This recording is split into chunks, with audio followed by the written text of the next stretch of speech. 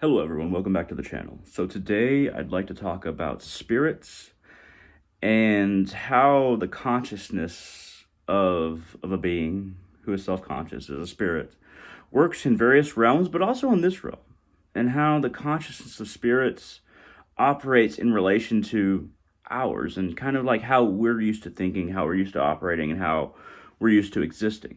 So the consciousness of spirits, and I'm using that term very vaguely because it kind of covers a lot of different beings. But from my own experience with various forms of consciousness, not only communicating with them, which is big, but also experiencing how they experience consciousness and time and experiences in their life. Um, Spirits in general, these can also translate to gods or other various beings. Um, Human beings, we have a different kind of understanding of consciousness. We might be doing one thing while thinking about something completely different, or we might be thinking about one thing and having all these other little things that we're thinking about or doing in the back of our head while we're thinking about one thing. And it's more something that happens rather than something that we will, rather than something that we're directing. For spirits, once again, it's kind of attributes to gods and goddesses as well, but other various beings. It's deliberate. There's not a whole lot of stuff that's just happening in the back of their brains. They're not physical beings in the same way, at least not most, in the same way that we are. There's not a whole lot of misunderstanding of their motivations, what they're doing, or why they're doing it. It's a whole lot of self-directed activity mentally, self-directed purpose. Human beings are very mixed when it comes to different kinds of energies, different kinds of thought forms, different kinds of just mental activities. We're very mixed, and we tend to think that, as above, so below. In this case, not quite, though similar, because there's plenty of human beings who will their thoughts. It takes a lot of meditation or a lot of self-control to will your thoughts and to really get everything under control to where you're directing all the activities in your brain. For spirits, it's almost like will and thought are the same thing. For us, there's a little bit of a distance. We're doing many things at once, and our will is just as confused as our thought patterns are. For spirits, they're usually willing and thinking at the same time. And whatever happens, whatever they're doing mentally, it also has a greater correlation with what they're actually doing with other parts of their energy that just isn't what we can consider as a brain or thought. A lot of the time for these spirits, it's kind of one. What they're doing and what they're thinking is happening all at once, which is really crazy to think about for human beings because we don't operate that way. We don't understand anything that doesn't have the same barriers that our brains and our minds do, or our way of thinking and other ways of thinking do. Spirits don't really have, this OCD where they're thinking about one thing and like, oh, they get distracted, oh, get distracted, oh, to get distracted. And if they're spirits that do find this to be their experience, it's a whole different process. Like this might happen for spirits, but it's a whole different process in general. So when something happens, when we're working with a spirit, and there's time periods in between this happening when we're working with them, when we made this offering, when we were working with them in this way and in this way and this way, the time between getting something back from them or our experience of getting something back from them, that time doesn't have the same effect on how they're experiencing or how they're carrying out based on our working with them or our devotion to them, or them like even giving something in return for us asking something. There's not the same time dilation. The time dilation for us is a huge thing. We think of everything as sequential. For them, a lot of the time, it could be sequential, but time doesn't pass for them unless they do things, unless things happen. So they're doing time doesn't exist in the sense that their consciousness isn't affected by time just keep on going in the background. For them, their existence is things happening, them doing things and things happening. There's a lot of different descriptions in various cultures that kind of speak about this or something very similar. To where things happen, but there's no Oberos in the background where just time is just ticking on. For us, material beings, because we're so material, because we're so tied to, really just being material beings, being so limited, we can't really imagine or understand for instance, if you sleep or if you sit down and you're not thinking about anything, or if you're just kind of deposed from consciousness and you're really out of it, time still passes. For them, things don't happen unless they think, but things do happen external from them. It's just that they're always thinking. They don't need the regeneration time as we do. They don't need the time to be like, okay, this is time to sleep, this is time to eat. No, things just happen, or they make things happen, and a lot of times it's all tied together. It's so hard for us to understand as human beings because time passes regardless, but also while we understand things happen to us and things do happen to us externally, it's not as tied together as far as our various energies intertwined with them.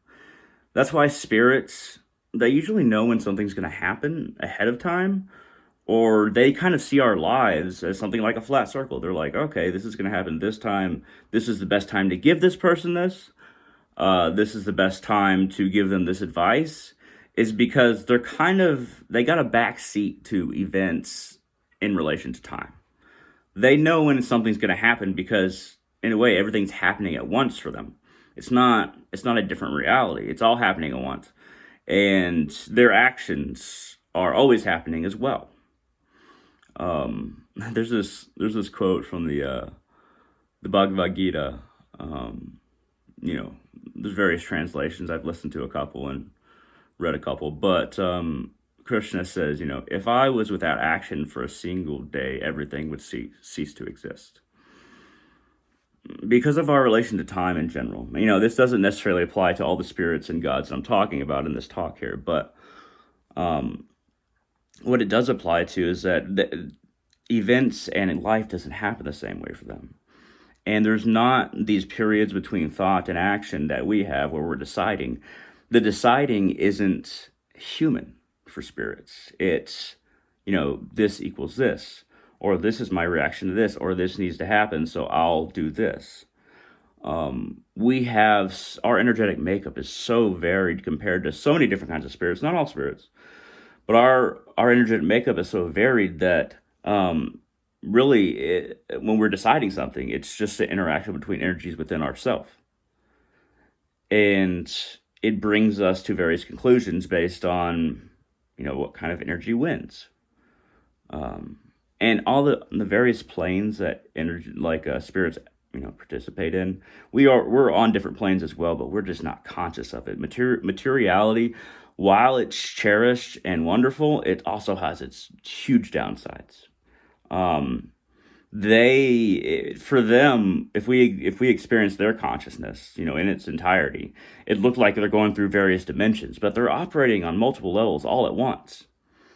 I always like to see that symbol, and I'm not going to go super into this, but where you see on a Hindu priests or sadhus, you see these three lines, and then you see like an eye, kind of like piercing, or like, along these three lines, or you might see some kind of symbol kind of branching these three lines on the forehead. It's because planes of existence for us and planes of experience, planes of consciousness, they're different for us because as material beings, we feel so divided from everything, from the energy around us. We don't see it interacting with us. We don't see somebody else's energy. Most of the time, unless you're a very spiritual person, you don't see your energy interacting with them. If you don't talk to them, if you don't do something to them, they don't do something to you. If you're not thinking about them, we just pass somebody to us. But for them, it's like their experience and their understanding and their immediacy of their existence is always active, to where just passing somebody is not a thing for spirits. It is a whole different kind of experience. And when I do get these kind of visions from time to time, and this is something that might make me sound crazy, but if you're still watching, then you might want to hear it. But when I get these, every now and then I'll get like a little visions of these various planes, or I'll experience them, and little snippets. It doesn't happen all the time. I don't go into them all the time. Can't go into them all the time. It's almost a fuzzy experience, because I don't necessarily feel my body as being super solid. And there's so many different energies, like in the what you can call the space around everything. That's like all these energies are coalescing and working with each other and collaborating in various ways, or fighting in various ways. Where it's almost like it's not so much that you're in a fog, or in a fog you can see through, which is more of this experience. But these experiences, you're in a fog that you can see through, but and there's no necessarily solid things, but you feel your section of the fog. Whereas, there's still other sections of the fog, but they are not as like lines. They're not as solid as we would see on the line of an image in the distance, or when somebody we're looking at, we see the lines. For the kind of existence law spirits, consciousness that they have are in, the lines aren't there. And even in art, I had this experience where a lot of my art teachers were saying, like, don't draw the lines. You keep on drawing the edges of things, or the edges of people.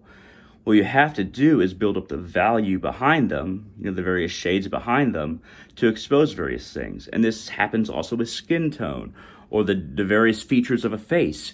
You don't draw this is the nose, or this is the head, this is the body. And it took me a while to understand that everything is a system of values. And the lines are what my brain wants to think, but the lines don't actually exist. It's even more so true with spirits and how they exist. It's all about values and the different shades of the fog, and then it's not just that the different fogs are separated or they have different values, but also the thought and the exchange that these values have with one another is happening all at once. The experience. You're not moving through something. You're experiencing that thing. It's experiencing you. And the whole exchange is happening all at once.